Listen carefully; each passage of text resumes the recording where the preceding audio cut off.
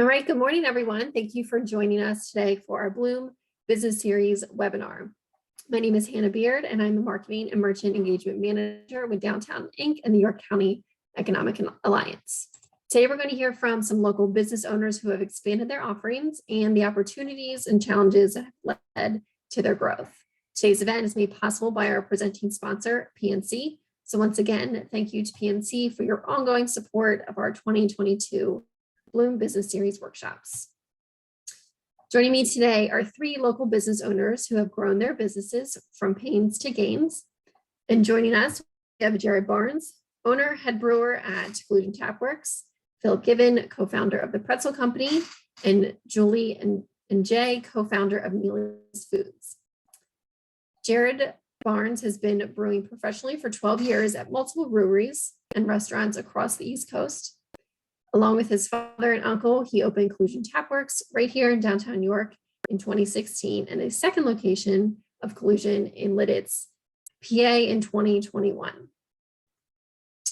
Philip Given is the co-founder of the pretzelcompany.com, a direct-to-consumer e-commerce company shipping soft pretzels across the United States, and the creative director for Archetype Pizza and Roost Uncommon Kitchen in downtown York. He lives in downtown York with his wife, kids, a Great Dane, and a very salty kitten. Julie and Jay and her husband, Albert, founded Neely's Foods in 2012. Julie's goal is to provide healthy, low sodium, and convenient meal solutions to families. She has transformed popular recipes from cultures around the world into convenient meals that can be prepared in under 20 minutes. Today, you can find Neely's in supermarkets such as Whole Foods, Walmart, Giants, World Markets, and several independents. She has even created private label products for companies such as Trader Joe's. So throughout our panel discussion today, if you have any questions at any time, please submit them through the Q&A or chat feature at the bottom of your Zoom screen, and we'll be sure to share them at the end of the program. All right, Julie, Philip, Jared, thanks for joining us. Good morning. So I have some questions, and just a reminder, I will direct them at you individually, but please feel free to jump in at any time and answer them if something you think would be beneficial to the group to hear. So Julie, I'll direct the first question at you, no pressure. You came from a corporate background. So what made you decide to want to start your own company, Neely's? And what did that look like in the early stages versus where you are today now? Being a mom is what really drove me to become an entrepreneur. It really started from not finding healthy options in the supermarkets out there in the marketplace, and having very limited time. I recognized that I needed to try to make my life easier, even though it did not end up becoming that much easier, but how to feed my family healthy options at home in a very short time. So just looking for those convenient options, I started freezing, making food, freezing it up, trying to figure it out. And my husband just said, why don't you just create it? So we started really small, went to farmers markets, really spent a lot of time in York Central Market. For those of you who know me, who used to come to York Central Market years ago, I'm sure Philip used to see me there quite a bit. And, I spent a lot of time doing that, and then just slowly grew it. Started out our first retailer, picked it up, which was Giant, and then Whole Foods. And we've just grown organically. So then versus now, to answer that question, it was very challenging, yes, but persistence is key to growing a business, and being true to yourself, true to your why I started this in the first place. And it's still that why that resonates today, and it resonates with consumers. We solve a problem for moms across the country that are trying to feed their families healthy meals in a very short time. So all our products, you can make it under 15 minutes, and it's healthy. It's low sodium. You can always add your own salt, and it has all the ingredients in one bag. So this is an item that we have, which is very popular. You can find them in Walmart, Whole Foods, everywhere. And we've just grown from just a few items. We started out with 2 products, and today we have about 50 SKUs, and the SKUs continue to grow. And then versus now, we didn't have any. We used to outsource production, then we used the kitchen.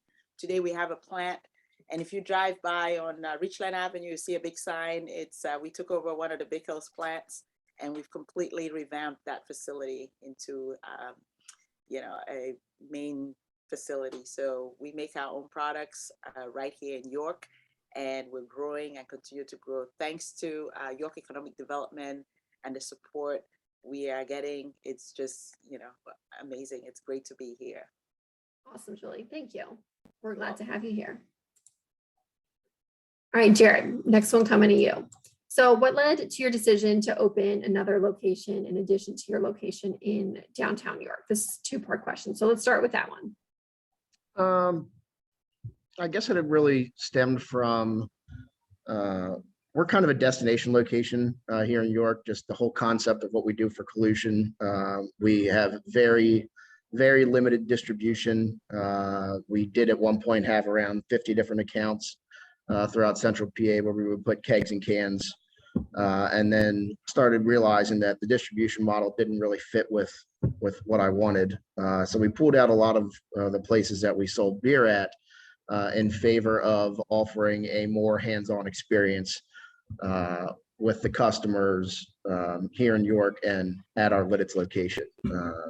For us, the FaceTime with the customers is really key, and with distribution, you don't get to see the people that are buying the product. You don't get to talk to the people that are buying the product. You don't get to have that, one-on-one experience with them, see what they like, see what they don't like. So we really try to push the, in-person type of atmosphere here. And we were noticing that there's still, for whatever reason, this divide between Lancaster and York. God forbid you cross the river and go to the other side, or vice versa. And we had a lot of people that were over from Lancaster County asking for our products, but once again, I didn't want to push the distribution model because you don't know how they're going to handle your product. You don't know how they're going to sell your product, without, individually training every single person that's touching the beer going to the customer. It's difficult to get a handle on, how people are promoting, what you're putting all your time and effort into. So we decided to open up a second location over in Lancaster County, with that being in Lidditz. I didn't really have any specific location in mind when we first came up with the idea.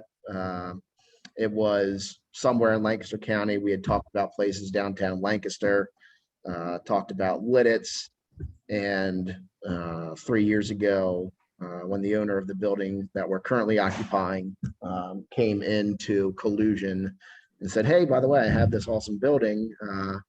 I'll pay for it. You just put the brewery into it."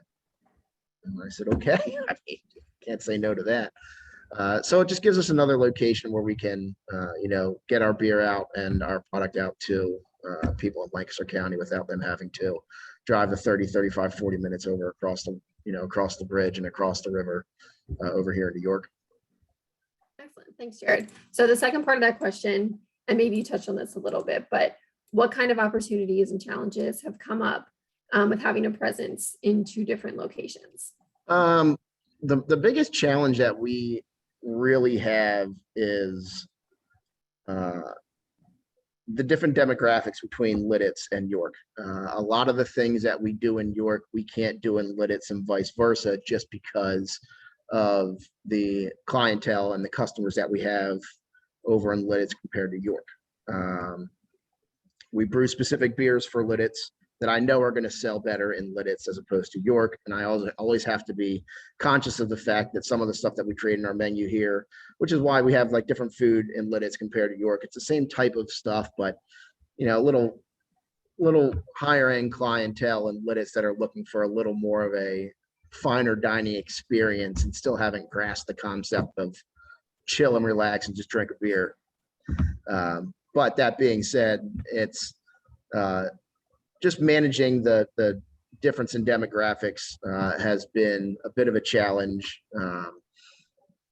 It is slowly starting to come to fruition now that I'm realizing what the people up there are looking for compared to down here.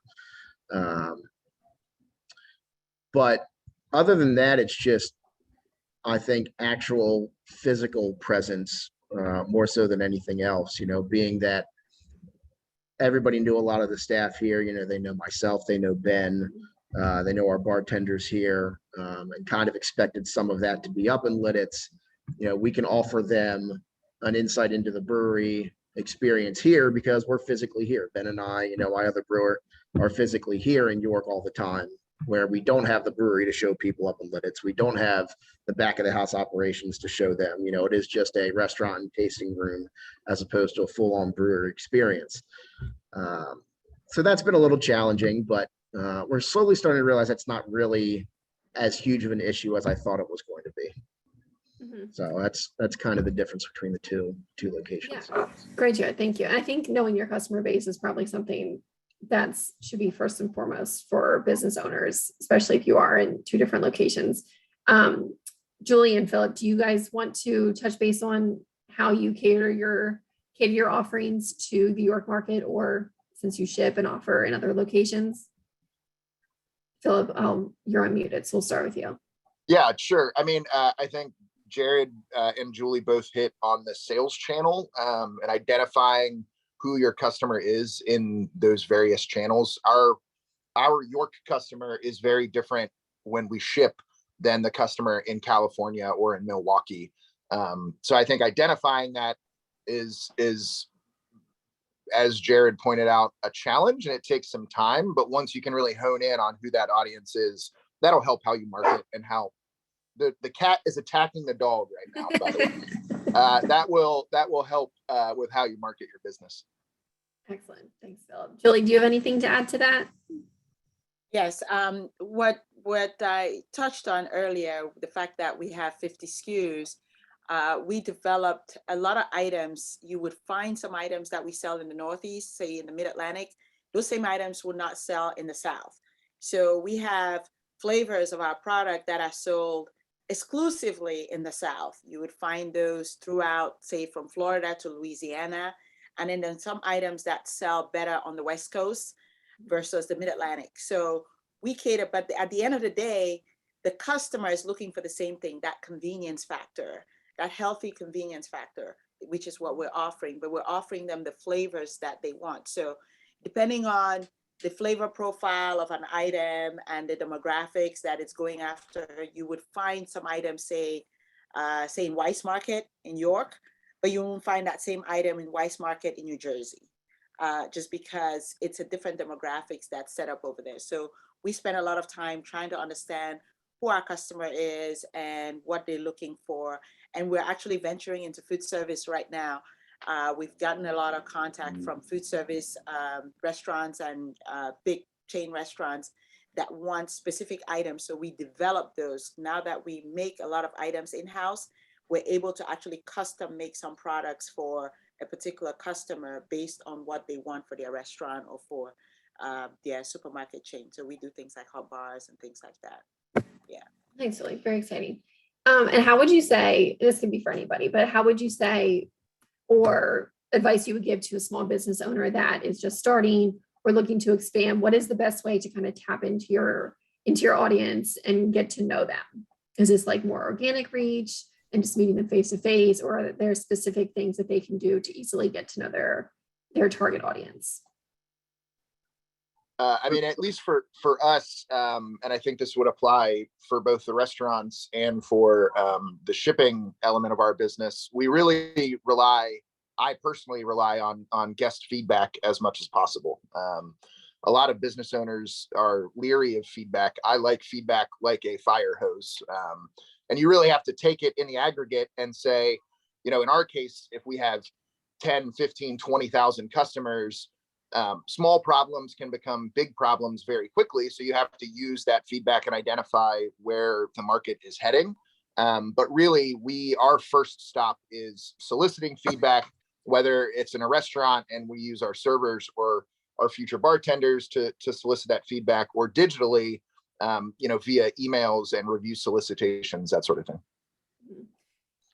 Yeah, I mean, it's for collusion, just like Philip. I mean, with the beer industry being the way that it is extremely visually focused and social media focused when it comes to reviews, when it comes to feedback and responses from customers. With the Untapped app, regardless of my thoughts on the Untapped app, it can be extremely beneficial in seeing what the general consensus of a product is, especially given that there's a location finder, and I can see the reviews that are coming from people on a certain beer that we release in Lidditz compared to in York when they tag their location or wherever they're, having their beverage. So that's been super helpful.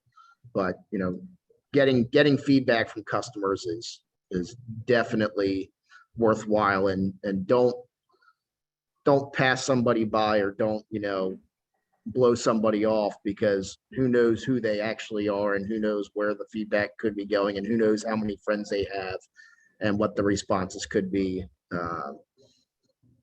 Take everything to heart, because these are the people that are making or breaking your business. Without your customers, what do you got?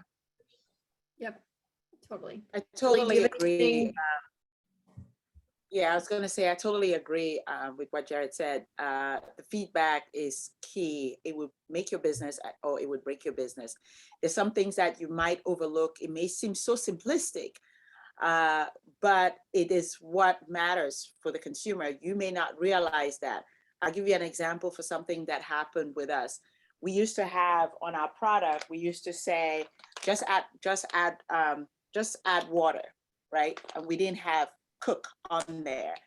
And one of the things we heard back from consumers was, well, do I just add water and just wait for it to, is it like a cereal or what?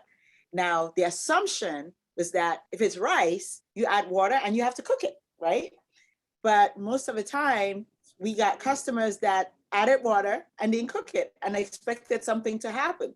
So we had to add, and cook was really key for our business. So it's so simplistic, but it's really critical for the business. So getting that feedback consistently from customers, is a positive thing. I mean, we take every feedback we get and we modify it, and that's how we've just grown and grown and grown.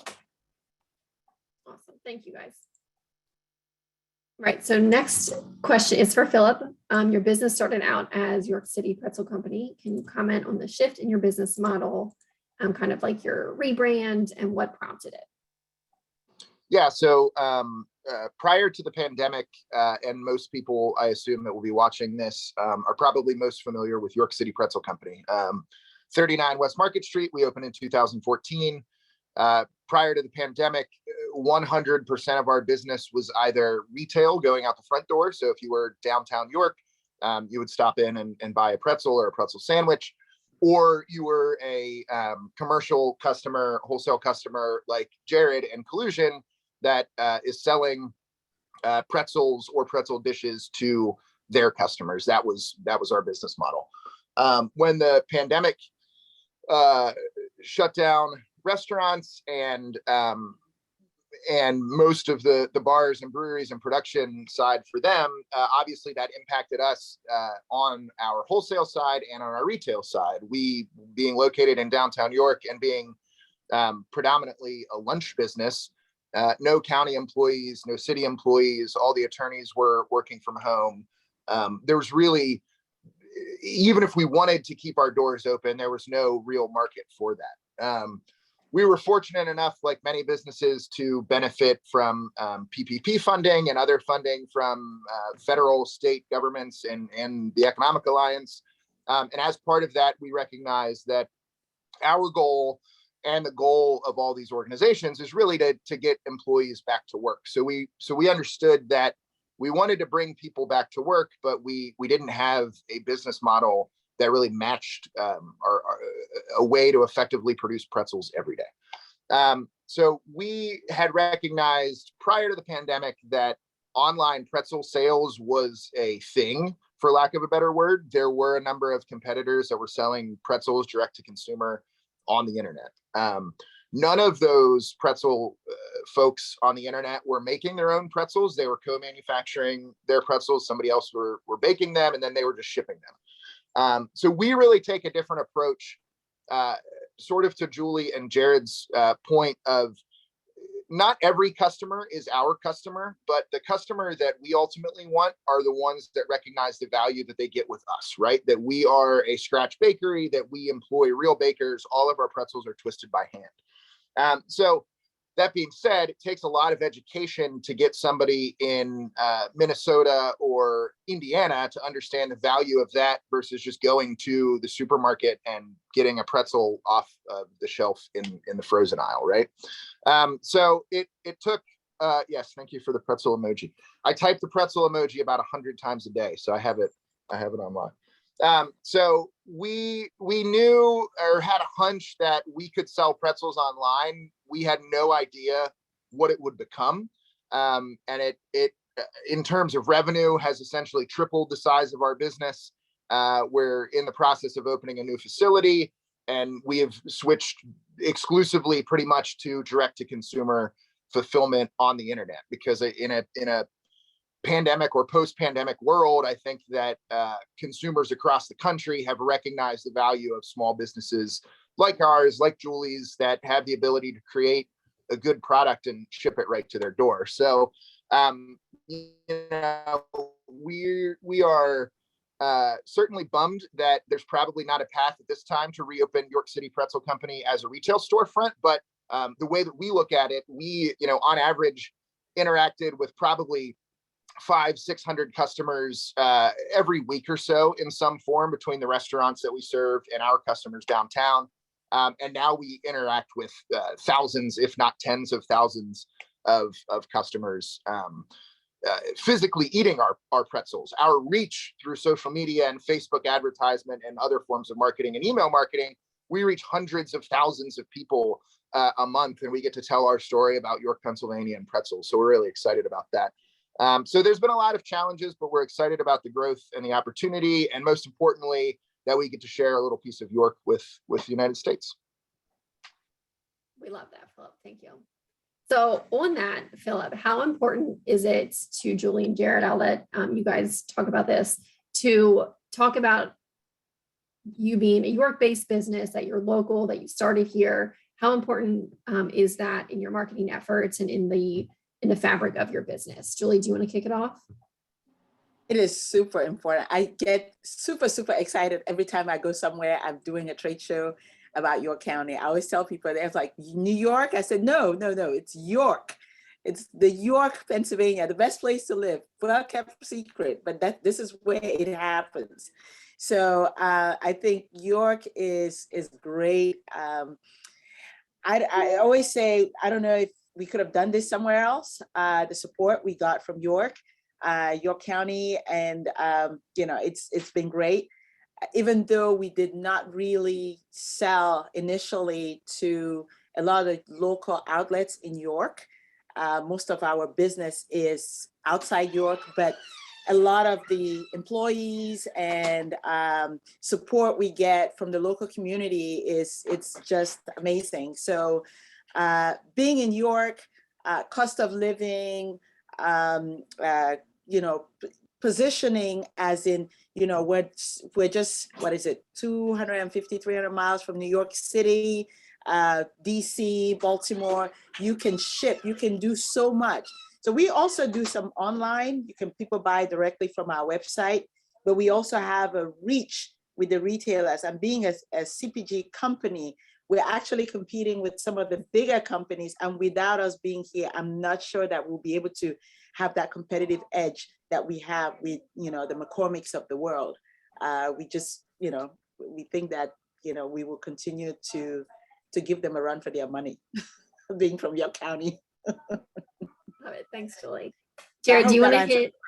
Yeah, I mean, no, that was great. Thank you. Go ahead, Jared.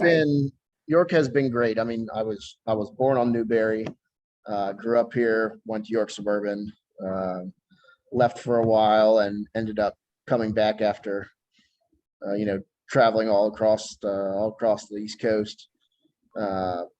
And, there's a reason why our cans say brewed and packaged in York, PA. It's been great being here, and it's nice that this is kind of a central hub for the area. I mean, you've got Baltimore, you've got Philly, you've got Pittsburgh, you've got Harrisburg, you've got Lancaster. You've got all these. Even DC's not too far. Especially for beer customers. I mean, we travel all across the United States, getting stuff or having stuff shipped to us. So for us, it's really nice being right here, kind of in the middle of everything and in the thick of it. And all the business owners in York have been great. All the customers in York have been great. It's been. We were looking when we first started looking around for a location. It was we were up in Columbia, we were in Wrightsville, we were in Red Lion. There was a bunch of different options, and it just seemed kind of fitting to put things right back here. So far, everything has been pretty good for us here downtown. Thank you all for indulging me on that feedback loop about how great York is. I'm always appreciative of that. All right, Julie, next question is for you. So your products, the focus is healthy, convenient, fast prepared foods for families to bring healthy balance to their lives. So speaking of healthy balance, this might be a tricky one. Do you have any advice for new business owners who are struggling to balance their personal life with ongoing demands of operating and getting their business started?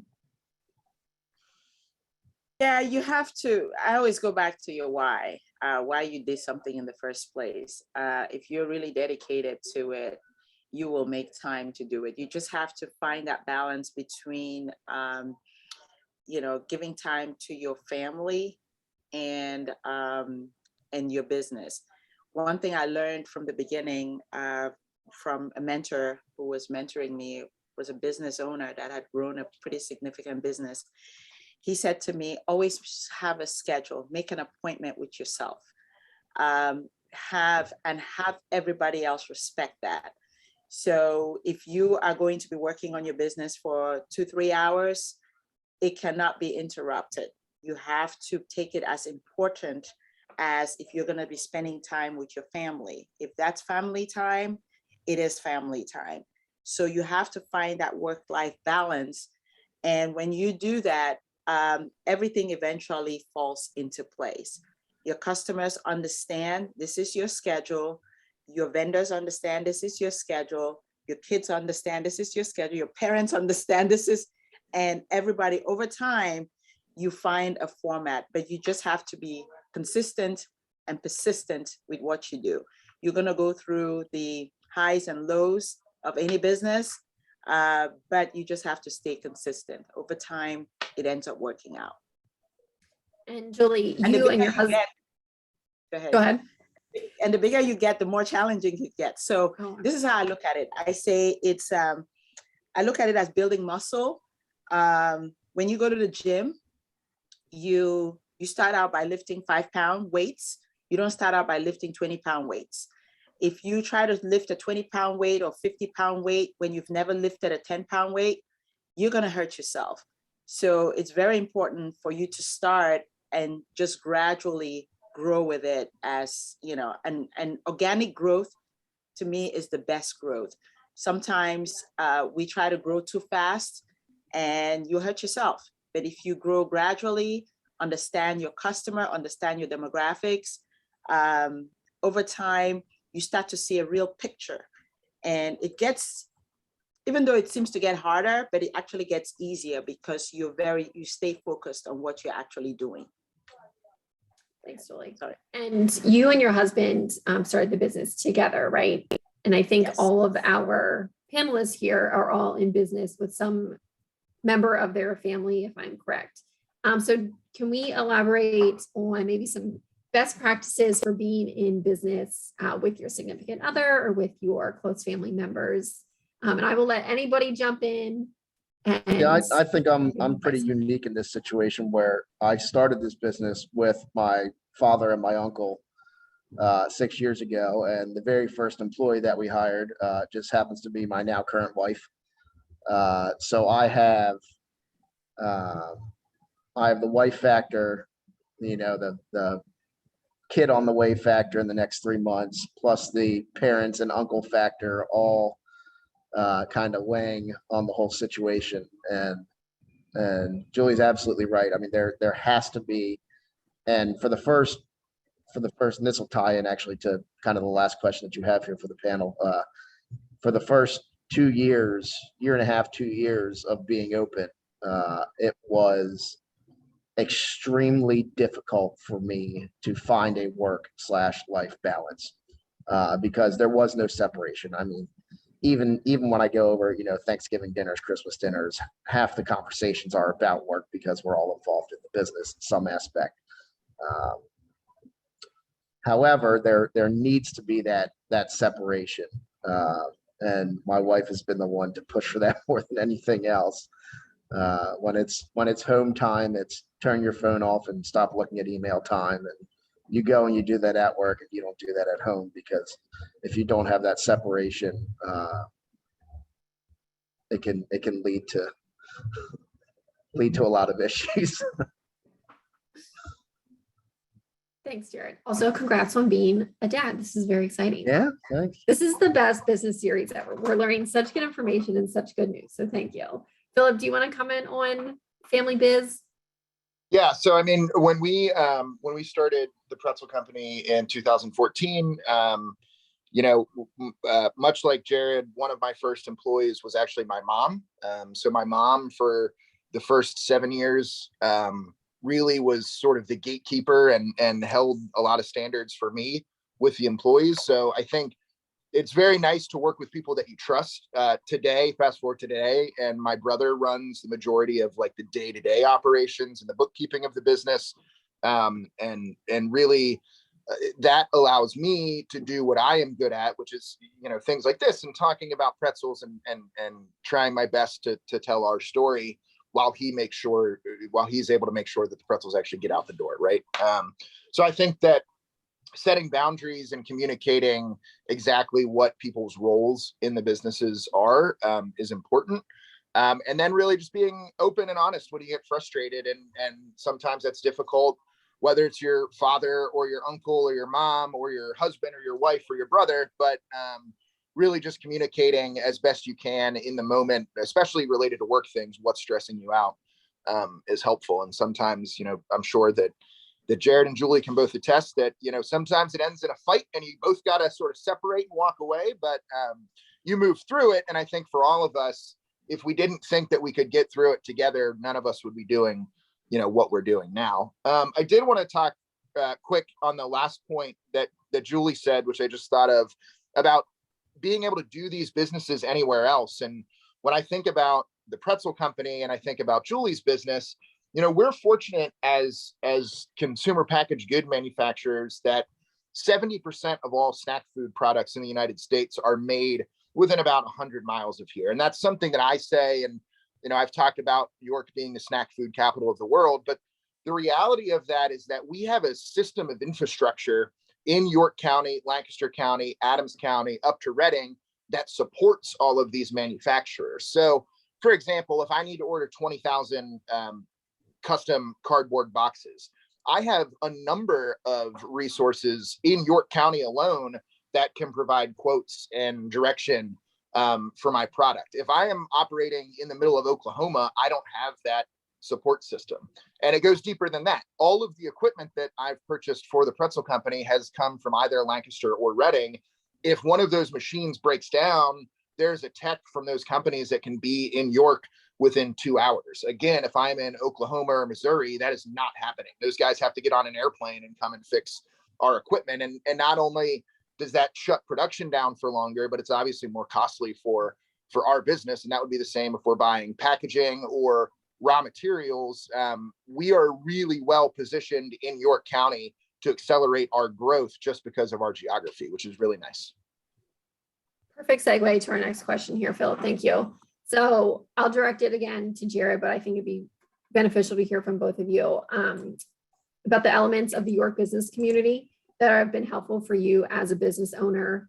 And then how does the entrepreneurial climate of York differ from other cities or towns that you've experienced? So Jared, do you want to kick that off? Yeah. So this is now 1, 2, 3, 4. This is the 5th brewery and probably not final brewery that I've worked at or helped open between 4 different states up and down the East Coast.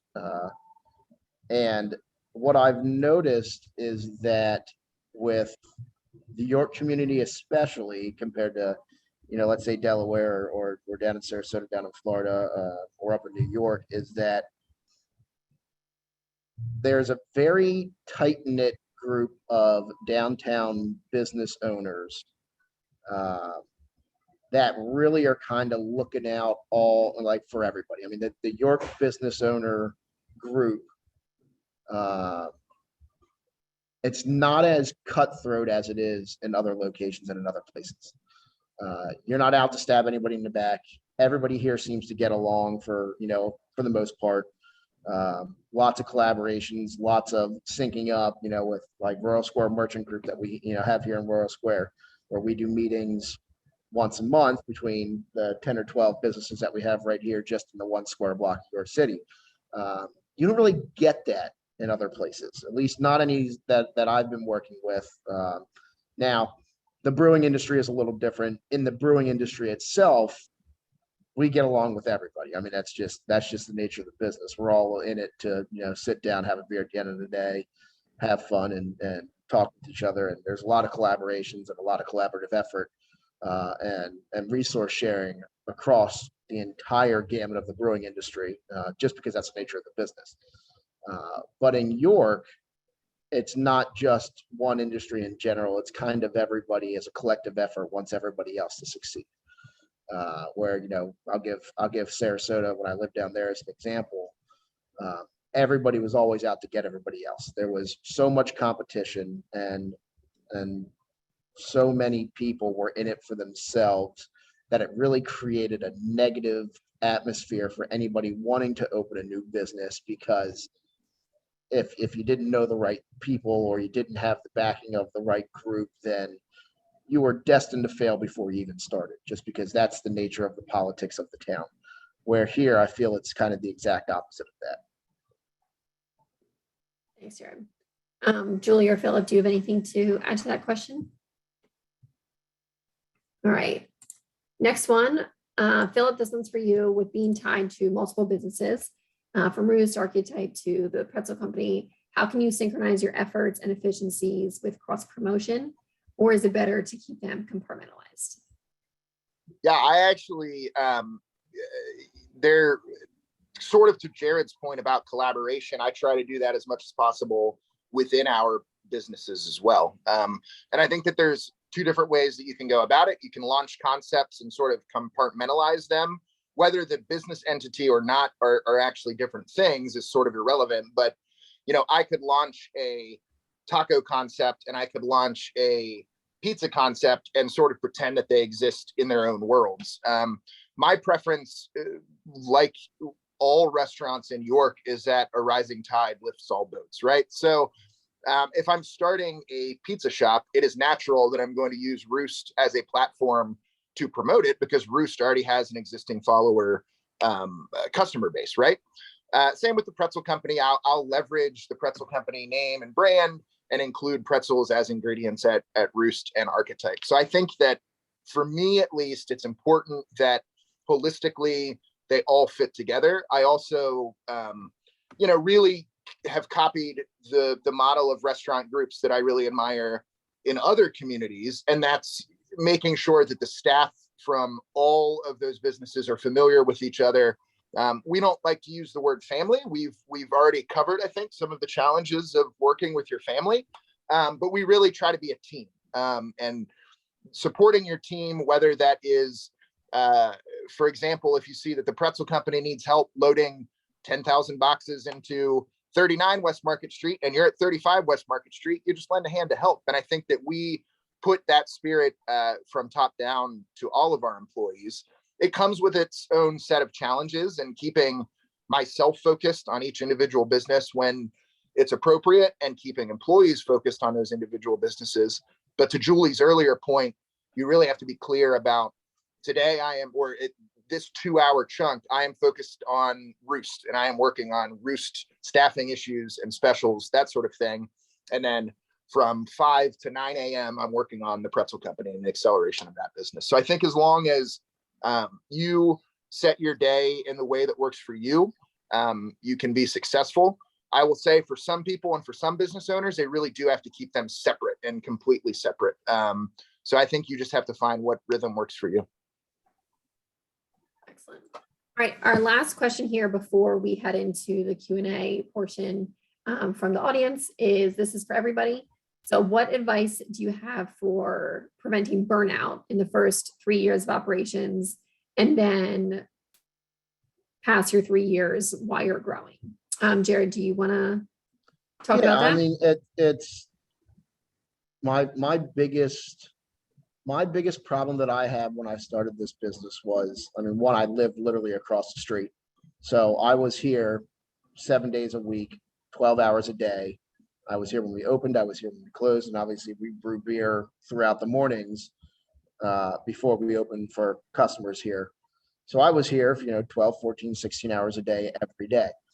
And I started realizing after the about 6-month mark, 8-month mark, like I can't continue to do this because, I need to walk away from my own mental health kind of deal. So getting the right people in place and delegating is the biggest way to, in my mind, to prevent burnout. And just because you're not there, and this is, any advice to anybody opening a new business, just because you're not there doesn't mean the world's going to burn down. It's not going to be, an absolute crisis because you're taking a personal day or you're not there for 16 hours.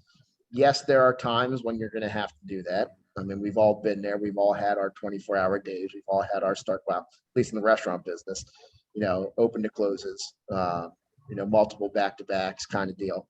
But delegating is the easiest way to take things off of your plate, and managing the people that can take the tasks away from you and help out is the biggest thing that you have to learn, which has taken me, I mean, still up until this point, I still, have an issue with micromanaging to a certain extent.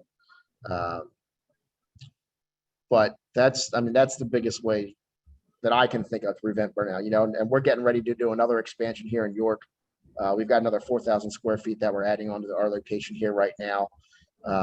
And I'm kind of, getting everybody involved in that process. We're building a brand new kitchen. We're going to have a whole new bar. We're going to have a whole new outdoor concept, a whole bunch of things adding here to our location now. And having the people that we currently have working here involved in that process, from their kitchen staff coming up with the new ideas for the kitchen menu, to brewery staff coming up with new ideas, for the beer, and the bar staff coming up with new ideas for the bar, and having everybody work on those tasks all together, as opposed to just putting it all on your shoulders as the business owner yourself, really helps to kind of spread out the responsibility and alleviate some of the problems of, having to be there and deal with things every second of every day yourself.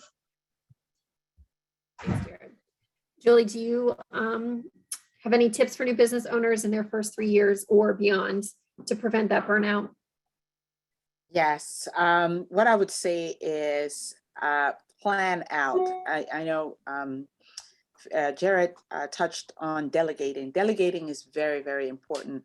I know sometimes it's very difficult when you're just starting out, especially in your first 3 years, when you're really master of all, you're the dishwasher, janitor, everything. You do everything. You want to do everything. But the key is to plan, delegate, empower, and set standards. It's very important for you to set standards for your employees, because if you do not, and they don't know what to do, and your standards are not in place, or your processes are not in place, what happens is everything falls apart. Everybody does whatever they feel like doing, and then you end up getting frustrated, and you end up feeling like you have to do it yourself for it to be well done. Once you do that, you train people on what needs to be done. They will take it, and and in there you may find some people that may not be able to do what you want them to do, but most of the time you'll find good people that actually want to work. It's good to exercise as a business owner, you have to find that time to exercise. It's what I found is that for me personally, when I work out, it just opens my mind up. It relaxes me. Work on your business, not in your business. That aspect of micromanaging, we tend to micromanage a lot as entrepreneurs, but you have to get to a point where you have to micromanage, delegate, so you get people to do the things that you need them to do. Because when you're micromanaging them and you have all these other people performing specific tasks, you can actually see and plan the business for the future, the growth of the business. It's not going to be static, because if you're working in it, you end up finding yourself in a vicious cycle and you're really not growing. You're just, frustrated every day and doing the same thing, coming back and doing the same thing. So for me, that's what works. And, we continue to find ways, spend time, talk to other entrepreneurs, people who've done it, people who are in the same boat as you, because when you share ideas, you may find out that you're doing something that you could be doing something better versus what you're doing right now. So, you run into a business that's like in this forum, talking to Jared, talking to Philip, another business owner, they may have an experience that they're going through that you may be able to use that particular process to make your own business better. So I think that's, for me, that's the advice I would give to an entrepreneur that's coming up. Thanks, Julie. All right, so let's move to our Q&A portion here. So we have some that were dropped in the chat. So this one is for anybody in the group. When it comes to owning your own business, what brings you the most joy? Yeah, I mean, for me, Julie talked about the why. The why for me, whether it's Pretzel or Roost or Archetype, is always the guest's experience. To the last question, and they sort of relate, I think that my job as one of the members of the leadership team for all of these businesses is to keep our standards. I always like to compare it to like bowling lanes and the bumpers, right?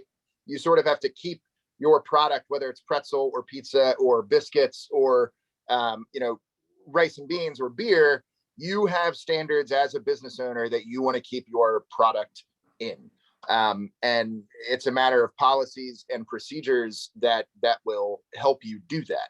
So for me, the joy that I get is when I have been hands off from the working in the business versus on the business, when I haven't been in the bakery for a couple of days, or I haven't been in one of the kitchens for a couple of days, to come back and see somebody experiencing, whether it's brunch at Roost or pizza from Archetype, or seeing 5-star reviews, 4-star reviews come in from across the country for our pretzels, that is what brings me joy. Because if those things are happening, then I know that all of the smaller things in the business are clearly being done, because that great product is going out the door. So I think that it's important, yes, to focus on the why. For me, the why that I do that is I want to be putting out the best possible product at all times. So it's really my job as leader to keep my team and their standards within those boundaries. And Philip, this is not part of the question, but we must know, what is your favorite menu item across all of your menus? Oh, geez. Well, that's actually a very easy one. My favorite menu item, the most important, is the cheese pizza at Archetype. My theory is that if I am making what I truly believe is the best cheese pizza that I can possibly make, then I can pass that. It's actually a great question, because I want to make the best possible cheese pizza that I can make, right? And I'm really obsessive about every single component about that. But what that means is that if I pass that off to a chef who has a much better culinary mind, if he's taking that base and adding things to it, it just becomes an even more awesome product. So it's sort of like, at some point, Jared, I'm speaking for you. At some point, Jared will, I'm sure, inevitably pass creative control off to someone at some point for his products, but he has set the standard for that product. And I think that's really the important thing, is that whatever it is, whatever you think is the best, be fiercely passionate about it, and then your team will be fiercely passionate about it. Love it. Jared, let's bounce to you then. What brings you the most joy? And then also give us your favorite beer, favorite collusion beer, of course. It kind of ties into what Phillips said. I mean, I guess my favorite part about it is just what I really like doing is sitting in here in the brewery, like kind of off to the side, or not really behind the bar, not really in the brewery, and just listening to the conversations that people have about the product that we offer, and being that, we're a destination location. I mean, yeah, we do have a lot of customers from downtown York. I know half the people that are in here, typically most times during the day. But hearing those new customers that come in, that are sitting there and they're, oh man, I heard a lot about Collusion, let's try their beers out. And they get a flight of beer and they're sitting there and they're like, oh man, this is really good. Oh, this is really good. Oh my God, they're all really good. This is great. Or, they just did this new, ricotta lemon thyme flatbread special that they just put out. And this is amazing. And just hearing the feedback of customers enjoying their experience. There's a lot of options out there when it comes to late night entertainment, restaurants, bars, breweries, wineries, meaderies. And to hear people have a good experience at your place and really enjoy not just the beer, not just the food, but the entire time that they're here, and the overall experience is probably the best part for me. And just having everybody enjoy their time here. Thanks, As Jared. far as my favorite item on the menu, I mean, we've done 845-ish different beers now in 6 years that we've been open. And I still drink First Right. I still drink Pilsner. I mean, I'm a Pilsner guy. I'll go through my mood swings of, man, I want an Imperial Stout today, or I could really drink something super hoppy or something, That's super also my sour. answer, Jared, just for the record. What? That's also my answer as well, just for the record. Oh, well, good. Yeah, it's First Right. Our Pilsner is probably that's my go-to any day of the week. That's the keg that I have on draft at my house. That's, yeah, all our Pilsners and lagers and hashtag year of the lager, bring it back. Enough with the IPAs, enough with the sours, enough with the pastry stuff. Go back to basics. That's where I'm at. Awesome. Thanks, Jared. And Julie, in our last couple minutes here, what is your favorite part of your business? What brings you the most joy? And then, of course, what is your favorite Neely's food product?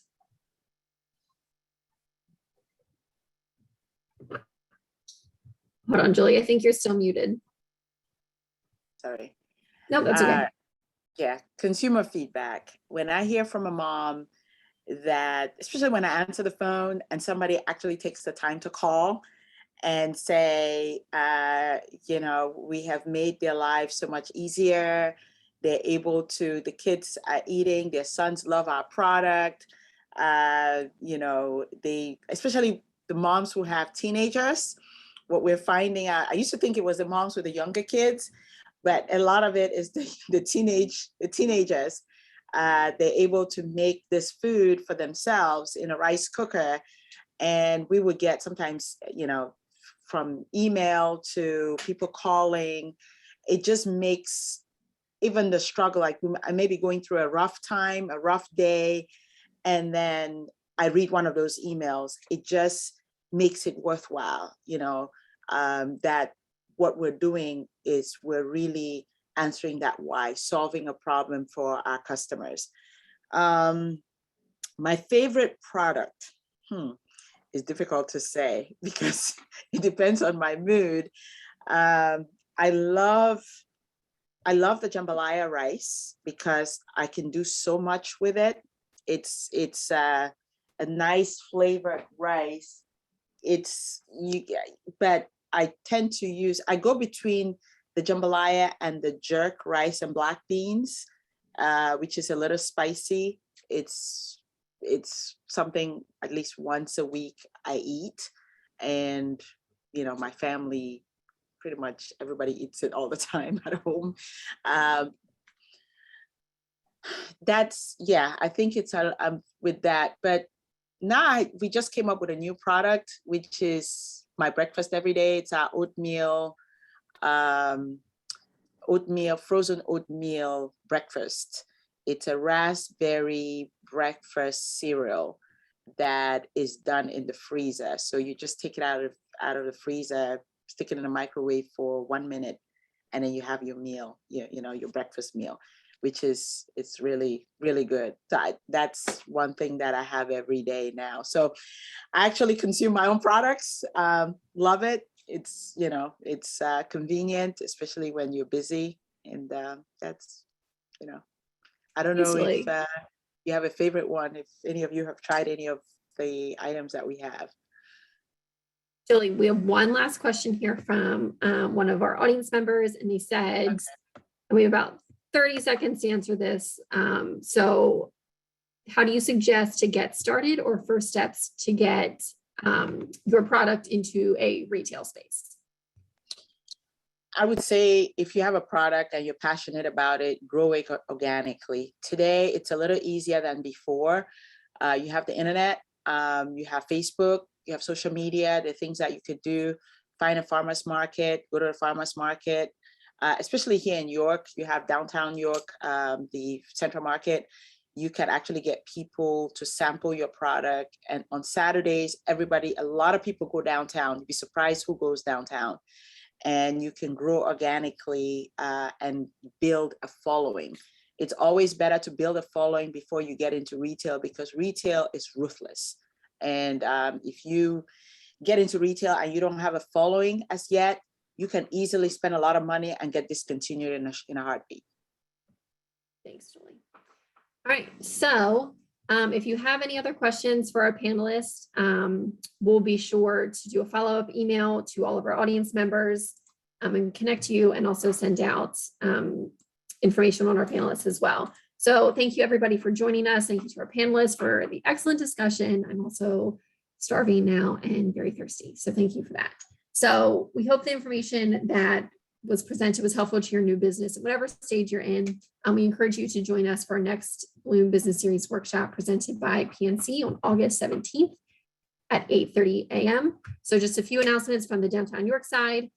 We have 2 open positions right now with Downtown York and the Downtown Inc. and the York County Economic Alliance, the events manager position and our urban revitalization position. Links coming in the chat.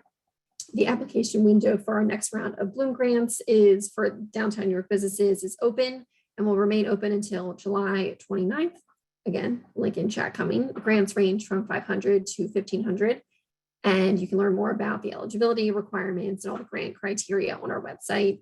And last one, all finalists for our Downtown First Awards have been announced. Very exciting. And tickets are now up for grabs on our website for the event on August 11th at People's Bank Park. So there's all of that. Head to our website. Be sure to patronize the 3 businesses that we discussed today. They all have fabulous products and great business models. And we are so glad that you guys are here in York with us. So that's a wrap. I think we're good. Thank you all and have a great day. Thank you.